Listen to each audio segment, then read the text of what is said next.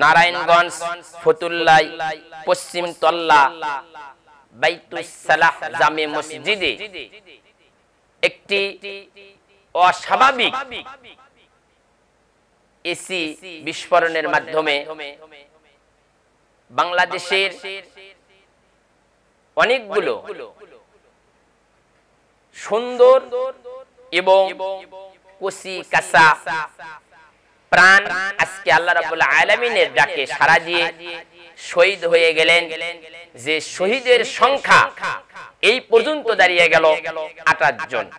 আল্লাহ রাব্বুল আলামিন এই সব ভাইদেরকে যারা আজকে এই পৃথিবীর জমিন থেকে বিদায় হয়ে চলে গেলেন, আল্লাহ রাব্বুল আলামিন এই সমস্ত ভাইদেরকে জান্নাতুল ফিরদাউস দান করুন, আল্লাহুম্মা আমিন।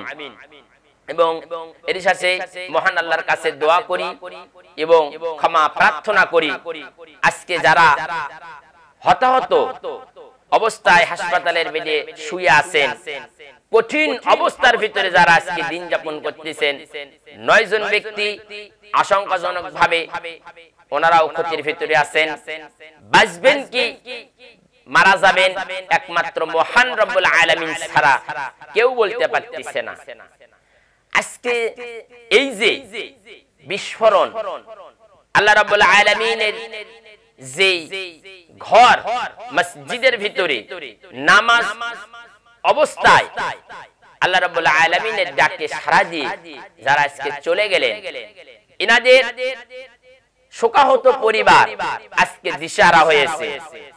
এমনকি বিভিন্ন ভাবে ইনারা কান্নায় ভেঙে পড়তেছে, সোশ্যাল মিডিয়াতে সে বারবার বলতেছে আমার পরিবারের এমন একজন ব্যক্তি ছিল যে আমাকে রুজির ব্যবস্থা করে দিত, আমার পরিবারের এমন একটি সন্তান ছিল যে সন্তানের টাকা বা তার ইনকাম দিয়ে আমরা চলতাম।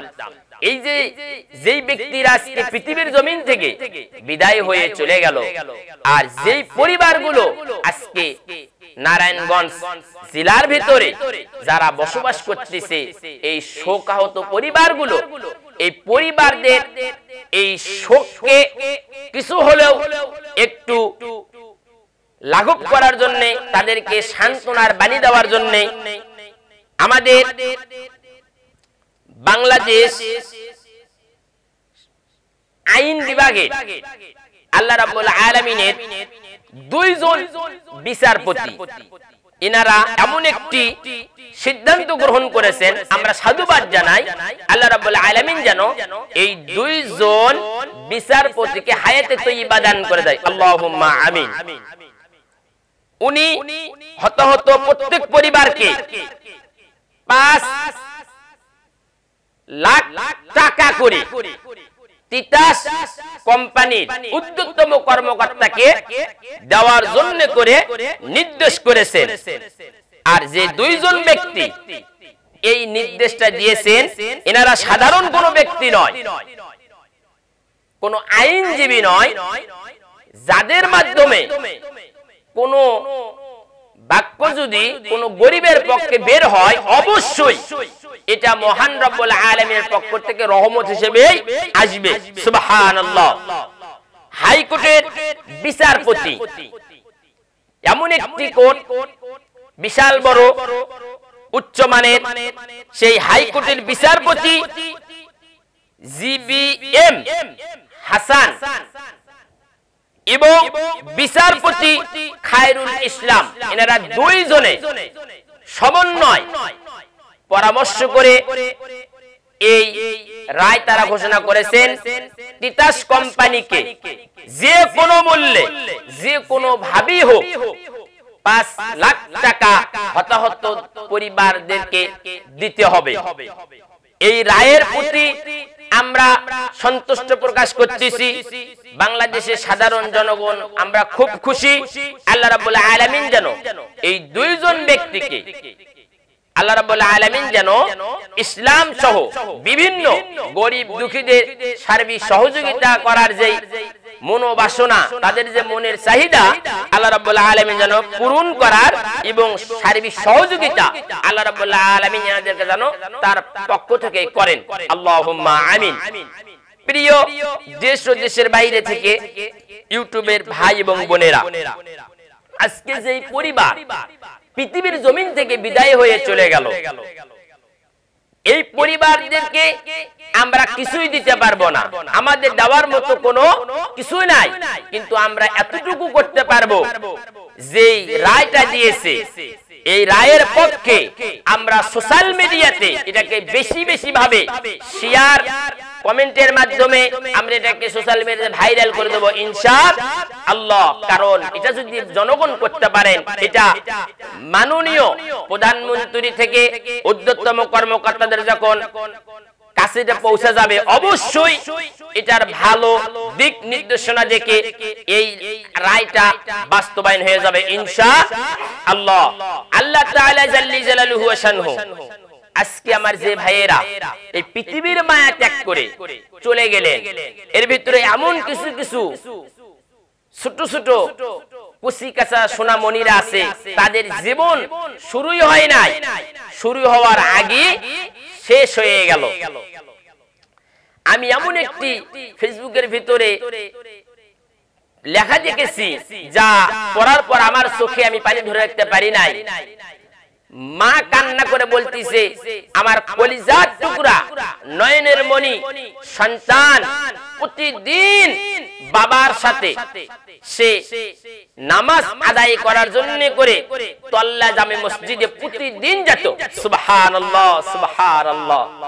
যেই সময় ছোট ছোট বাচ্চারা বিভিন্ন ম্যাগাজিন, কার্টুন, বিভিন্ন কিছু সিরিয়াল ভাই দেখে, মা বলতেছে আমার কলিজার টুকরা আজান দেওয়ার আগে সে ওযু করে এত সুন্দর ভাবে সে তৈরি বাবাকে বলে, বাবা চল আমরা মসজিদে যাই। আমার কলিজার টুকরা সন্তান ওই দিন যে মসজিদে চলে গেল, আমি বুঝতে পারি নাই যে আজকে আমার সন্তান মসজিদে যাবে আর ফিরে আসবে না।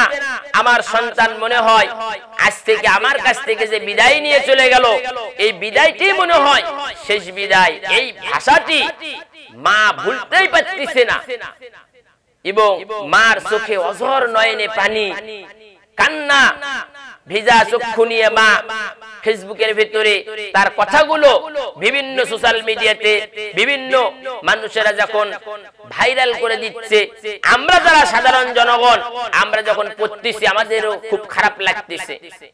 মা জননী বলতেছে, আমি ওই দিন আমার কলিজার টুকরা সন্তানের মা ডাকতে শুনেছি, আমি ওই দিন আমার কলিজার টুকরা নয়নের মনির মা ডাকের শেষ তৃপ্তিটা আমি পেয়েছি। আজকে যারা অন্ধকার কবরে চলে গেল, আমি সহ এই 18 কোটি বাংলাদেশের যে জনগণ আছে আমরা সবাই শোকাহত এবং ধন্যবাদ জানাই আমি আবারও হাইকোর্টের দুজন বিচারপতিকে, যারা আজকে সজ্ঞানে নিজেদের সবুদ্ধিতে এত বড় একটি বড় মহত্ব কাজ করার জন্য করে তারা উদ্যোগ নিয়েছে। আল্লাহ রাব্বুল আলামিন যেন এই দুইজন ব্যক্তির মনোবাসনা এবং হাইকোর্টের এই রায় থেকে যেন বহাল রাখে। আর এই তিতাস কোম্পানিকে অবশ্যই প্রত্যেকটি হতাহত পরিবারদেরকে টাকা তাদেরকে ক্ষতিপূরণ দিতে হবে, এই কথাটি ওনারা এই নোটিশের মাধ্যমে এবং বারবার উল্লেখ করেছেন। আল্লাহ রাব্বুল আলামিন আজকে আপনাকে আমাকে এমন পরিস্থিতির ভিতরে স্বীকার করেছেন, মানুষ মৃত্যুবরণ করবে ভাই। কেউ বলতেছে যে মসজিদের ভিতরে কেন এসি বিস্ফোরণ হয়ে মানুষ মারা যাবে? মানুষ তো আল্লাহর কাজ করার জন্য মসজিদে প্রবেশ করেছে, নামাজরত অবস্থায় তারা মসজিদে, ওই সময়ও যদি এসি বিস্ফোরণ হয় কেন হবে? ওই সময় তো তারা ভালো কাজ করতেছিল। প্রিয় মুসলমান ভাই এবং বোনেরা, আল্লাহ রাব্বুল আলামিন বলছেন, আমি রব্বুল আলামিন যখন কাউকে এই পৃথিবীর জমিন থেকে বিদায় করে নেব, সে কোথায় থাকবে সেটা কোনো মাধ্যম হবে না, মাধ্যম হবে আমি রব্বুল আলামিন তোমাকে কোন অবস্থায় কোন মুহূর্তে বিদায় করে নিচ্ছি, তোমার নসিবে যা লেখা আছে এটাই হবে। কারণ আজকে যারা এই এসি বিস্ফোরণ অবস্থায় ইন্তিকাল করেছেন, আজকে পৃথিবীর থেকে বিদায় হয়ে চলে গেলেন, এটা আমাদেরকে মেনে নিতে হবে, এটা মহান আল্লাহ পাকের ইচ্ছা ছিল। সুবহানাল্লাহ। কারণ এই পৃথিবীতে কোন একটি পাতাও যদি মালিকের হুকুম ছাড়া না নড়ে, তাহলে মনে করতে হবে আজকে যে এই যে শেষ পর্যন্ত বা এই পর্যন্ত 28 জন ব্যক্তি আজকে পৃথিবী থেকে বিদায় হয়ে চলে গেল, এটাও বুঝতে হবে যে মহান আল্লাহ রাব্বুল আলামিনের ইচ্ছার জন্য এই মৃত্যুটা হয়েছে। আল্লাহ রাব্বুল আলামিন চাষীদেরকে তাদেরকে নিয়েছে, কারণ দুর্ঘটনা দেওয়ার মালিক একমাত্র মহান রাব্বুল আলামিন। ওই জায়গা থেকে যাদের কাছে বাঁচায় দিয়েছে, এদেরকে বাঁচানোর মালিক আমার মহান রব্বুল আলামিন। এই বিশ্বাসটা মুসলমানের রাখতে হবে। এখান থেকে যদি কোনো মুসলমান নিরাশ হয়ে যায় তাহলে কিন্তু হবে না। আসেন আমরা সবাই ওই শোকাহত পরিবার পরিজনদের প্রতি আবার আমরা শোক বেদনা জানাই। আল্লাহ রাব্বুল আলামিন যেন ওনাদেরকে এই বিপদ থেকে ধৈর্য ধারণ করার তৌফিক দান করে দেয়। আমিন আমিন। আসসালামু আলাইকুম ওয়া রাহমাতুল্লাহি ওয়া বারাকাতুহু।